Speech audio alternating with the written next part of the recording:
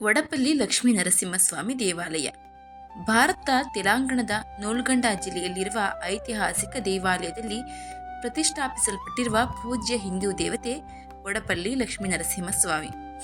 ವಿಶಿಷ್ಟ ಆಧ್ಯಾತ್ಮಿಕ ಪ್ರಭಾವಲಯ ಮತ್ತು ಪವಾಡದ ವಿದ್ಯಮಾನಕ್ಕೆ ಹೆಸರುವಾಸಿಯಾದ ಈ ದೇವಾಲಯವು ದೈವಿಕ ಆಶೀರ್ವಾದ ಮತ್ತು ಸಾಂತ್ವನವನ್ನು ಬಯಸುವ ಭಕ್ತರಿಗೆ ಯಾತ್ರಾ ಸ್ಥಳವಾಗಿದೆ. ನರಸಿಂಹ ಅವತಾರದಲ್ಲಿ ವಿಷ್ಣುವಿನ ಅಭಿವ್ಯಕ್ತಿಯಾದ ಈ ದೇವರು ಅಸಾಧಾರಣ ಶಕ್ತಿಶಾಲಿ ಮತ್ತು ಕರುಣಾಮಯಿ ಎಂದು ನಂಬಲಾಗಿದೆ. ವಿಗ್ರಹವು ಗೋಚರವಾಗಿ ಉಸಿರಾಡುತ್ತದೆ ಎಂಬ ನಂಬಿಕೆಯಿಂದ ದೇವಾಲಯದ ಮಹತ್ವವು ವರ್ಧಿಸುತ್ತದೆ.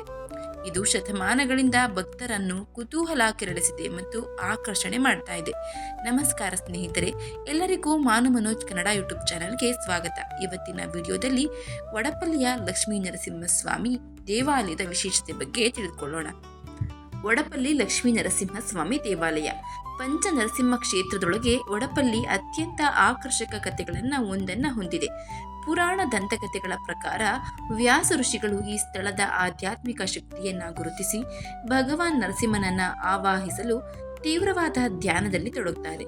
ಋಷಿಯ ಭಕ್ತಿಯಿಂದ ಸಂತಸಗೊಂಡ ಭಗವಾನ್ ತನ್ನ ಉಗ್ರ ರೂಪದಲ್ಲಿ ಪ್ರಕಟವಾಗ್ತಾರೆ. ದೇವಾಲಯದ ವಿಶಿಷ್ಟ ಲಕ್ಷಣವೆಂದರೆ ದೇವರು ಸದಾ ಉಸಿರಾಡುತ್ತಲೇ ಇರ್ತಾನೆ ಎಂಬ ನಂಬಿಕೆ. ವಿಗ್ರಹದ ಬಳಿ 2 ದೀಪಗಳನ್ನು ಇಡೋದ್ರಿಂದ ಈ ವಿದ್ಯಮಾನ ಸ್ಪಷ್ಟವಾಗಿ ಗೋಚರಿಸುತ್ತೆ.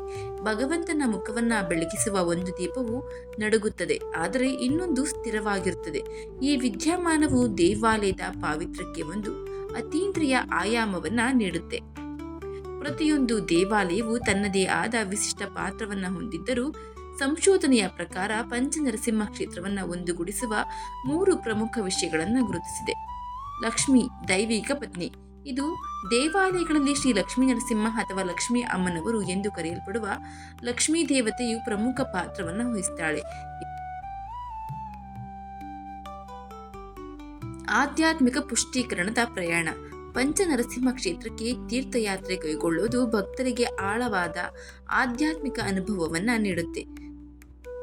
ಅದರಲ್ಲಿ ವಡಪಲ್ಲಿಯ ನರಸಿಂಹಸ್ವಾಮಿ ದೇವಾಲಯವು ಒಂದು. ಪಂಚನರಸಿಂಹ ಕ್ಷೇತ್ರದೊಳಗಿನ ಪ್ರತಿಯೊಂದು ದೇವಾಲಯ ಭೇಟಿಯು ಆಂಧ್ರ ಪ್ರದೇಶದ ಆಧ್ಯಾತ್ಮಿಕ ಭೂದೃಶ್ಯವನ್ನು ವ್ಯಾಖ್ಯಾನಿಸುವ ಪುರಾಣ, ವಾಸ್ತುಶಿಲ್ಪ ಮತ್ತು ಭಕ್ತಿ ಪದ್ಧತಿಗಳ ಶ್ರೀಮಂತ ವಸ್ತ್ರವನ್ನು ಅನ್ವೇಷಿಸಲು ಒಂದು ಅವಕಾಶವಾಗಿದೆ. ಪಂಚನರಸಿಂಹ ಕ್ಷೇತ್ರವು ಆಂಧ್ರ ಪ್ರದೇಶದ ವೈವಿಧ್ಯಮಯ ಮತ್ತು ಸಾಂಸ್ಕೃತಿಕವಾಗಿ ಶ್ರೀಮಂತ ಭೂದೃಶ್ಯದ ಮೂಲಕ ಒಂದು ವಿಶಿಷ್ಟವಾದ ಆಧ್ಯಾತ್ಮಿಕ ಪ್ರಯಾಣವನ್ನು ನೀಡುತ್ತೆ.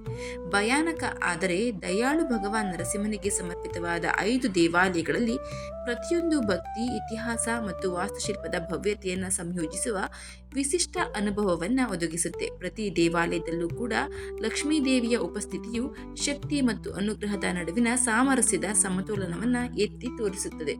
ಆದರೆ ಪವಿತ್ರ ಕೃಷ್ಣಾ ನದಿಯು ತೀರ್ಥಯಾತ್ರೆಯ ಉದ್ದಕ್ಕೂ ಶುದ್ಧತೆ ಮತ್ತು ದೈವಿಕ ಅರಿವಿನ ದಾರವನ್ನ ಹೆಣೆಯುತ್ತದೆ.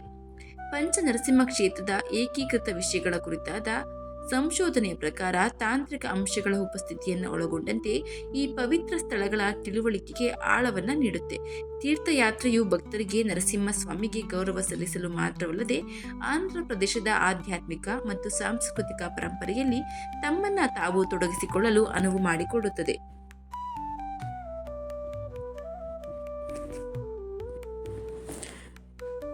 ಇಲ್ಲಿಗೆ ಭೇಟಿ ಕೊಟ್ಟಾಗ ನೀವು ಭೇಟಿ ನೀಡಲೇಬೇಕಾದ 5 ಪಂಚನರಸಿಂಹ ಕ್ಷೇತ್ರಗಳ ವಿವರಣೆ. ಮೊದಲನೆಯದು ವೇದಾದ್ರಿ. ಇದು ಆಂಧ್ರ ಪ್ರದೇಶದ ಕೃಷ್ಣಾ ಜಿಲ್ಲೆಯಲ್ಲಿದೆ. ಇದರ ಮಹತ್ವ ಕೃಷ್ಣಾ ನದಿಯ ವಿಹಂಗಮ ನೋಟಗಳೊಂದಿಗೆ ನರಸಿಂಹ ದೇವರಿಗೆ ಸಮರ್ಪಿತವಾದ ಭವ್ಯ ಬೆಟ್ಟದ ಮೇಲಿನ ದೇವಾಲಯಕ್ಕೆ ಹೆಸರುವಾಸಿಯಾಗಿದೆ. ಎರಡನೆಯದು ವಡಪಲ್ಲಿ, ನೋಲ್ಗಂಡ ಜಿಲ್ಲೆಯಲ್ಲಿದೆ. ವ್ಯಾಸ ಭಗವಾನ್ ಅವರು ಪ್ರತಿಷ್ಠಾಪಿಸಿದ ನರಸಿಂಹನೊಂದಿಗೆ ಈ ವಿಗ್ರಹ ಉಸಿರಾಡುವುದನ್ನು ನಾವು ನೋಡಬಹುದು. ಮೂರನೆಯದು ಮಟ್ಟಪಲ್ಲಿ.